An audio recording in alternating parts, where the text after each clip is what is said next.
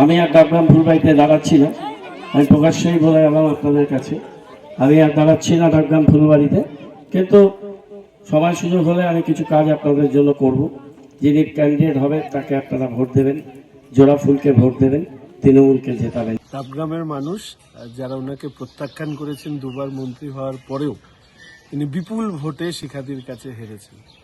তারপরে আবার হয়তো দাঁড়ানোর ইচ্ছে জেগেছিল এবং মানুষ দেখলো উনি যেই ওখানে গেলেন তখন সামনে আসলো পোড়াঝাড়ের সেই বিখ্যাত ঘটনা। যার বেড়ার ঘর বা সামান্য ঘর ছিল সেই পঞ্চায়েতের সদস্য তৃণমূলে, তিনি অট্টালিকা বানিয়েছেন, বাড়ির সামনে বড় গাড়ি, বড় বিদেশি কুকুর, বাগান ইত্যাদি, মানুষের বিক্ষোভ। পঞ্চায়েতের সদস্য মনে হয় পরবর্তীকালে হসপিটালে ভর্তি, গ্রেপ্তার ইত্যাদি হয়েছে। ফলে এইসব দেখে আবার বুঝেছেন যে আবার ওখানে গিয়ে ওনাকে ডুবতে হবে। ফলে ডুববেন যখন, তিনি হয়তো শিলিগুড়িতেই মানে নির্বাচনে ডুববেন বলে মনস্থির করেছেন। ফলে কোথায় দাঁড়াবেন উনি, সেটা ওনাদের পার্টির ব্যক্তিগত বিষয়। ডাবগ্রামের থেকে বেশি ভোটে শিলিগুড়িতে হারবেন এইটুকু আগাম আপনাকে বলতে পারি ভারতীয় জনতা পার্টির একজন কার্যকর্তা হিসেবে। শিলিগুড়ির মানুষ অলরেডি খেলে দিয়েছে সেটা।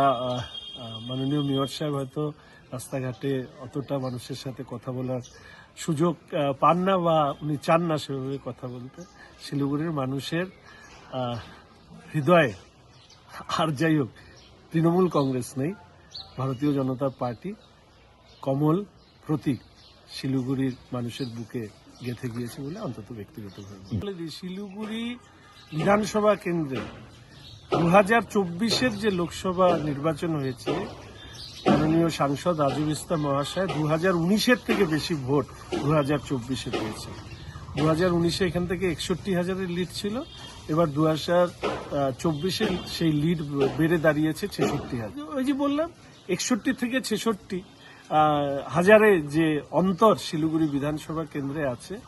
মাননীয় মেয়র সাহেব, আমি জানি না, এটা দলীয় ব্যাপার, দলের কেউ না কেউ কোথাও না কোথাও প্রার্থী হবে, তার থেকেও বেশি ভোটে এবার ভারতীয় জনতা পার্টির প্রতীকে যিনি প্রার্থী হবেন তিনি জয়ী হবেন।